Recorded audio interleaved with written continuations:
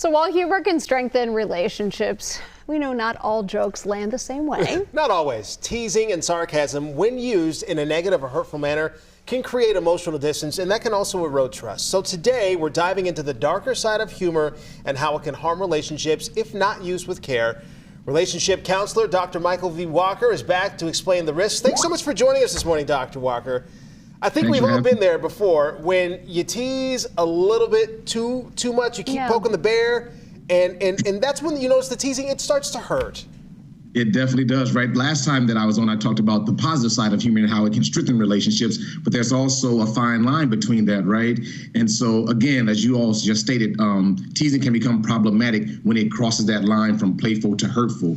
And what we have to really be mindful of is, are we targeting sensitive subjects or topics like some people's insecurities or personal appearances, or maybe it's something that's connected to their goals or values? You know, those things can cause a huge, lasting emotional damage to those individuals. Because, Michael, you know, when you think about teasing or you think about sort of poking fun at something, I always hear the term, there's some truth to every joke, right? And I think that's where it can really hit hard. Maybe you're teasing, but you're not really teasing. Yeah, that is a double-edged sword of it, right? Correct. You are right. Sometimes it is connected to something that is actually truthful, which is why it has to be really around like your communication with your partner and where is that line drawn, right? You know, I'll just be very transparent here. Like, so in my family growing up, we teased a ton and we picked on everything, your clothes, the way you look, if you got a big nose, all those things were like fair game in our household. And so that was something that we grew up normalizing, right? And so it didn't hurt as much. But when you become and you get a partner, well, they may not have grown up that way, or their parents may not show up that way. Right. So you can't act the same way, right? And so you have to be very mindful. And so I had to learn how to be playful with my wife in order to not hurt and harm, and that's a lot of communication that has to happen with that. Oh, you must have been talking to my husband, Michael. I was just gonna say, because it helps if you know your partner is in on the joke. It's one thing if they are in on the joke with you. It's another thing when they're on the outside and they're not in the joke. They can't share that experience.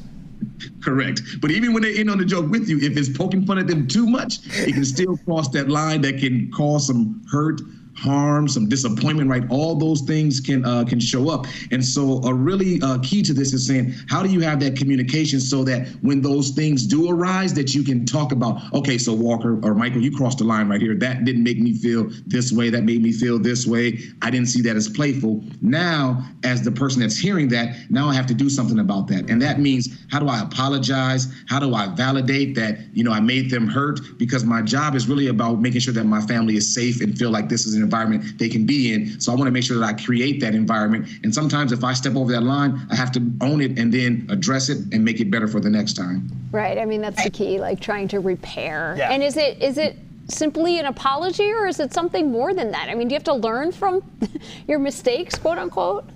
For sure. You definitely have to do the apology, right? That's the first thing you have to do. But the other piece that we have to do is there has to be a balance, right? There can't be just all 100% teasing and then no validation of the good things that your partner does or that they are showing up in. So if there's this balance, it makes it a little bit easier. But if it's always just this one side of teasing and picking on and all those things, again, that erodes trust. That makes that space not safe. That makes people feel, you know, belittled and all those things. And so you have to have these regular check-ins to make sure that you are staying within those lines of being respectful, being positive, while also having some fun as part of it. You know, here's the other part of that too. Like if you are the person who's being teased, you know, like sometimes you don't want to lash out at the person, but look, I'm gonna come at you too. Like, hey, you need to be able to communicate and say, hey, this was hurtful, this was harmful. You have to be able to express yourself too.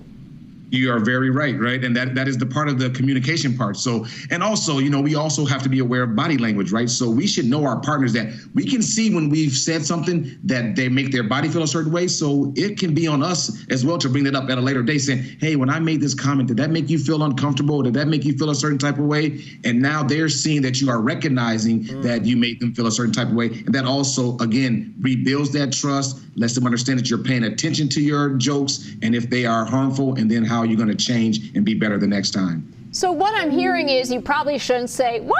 You can't take a joke?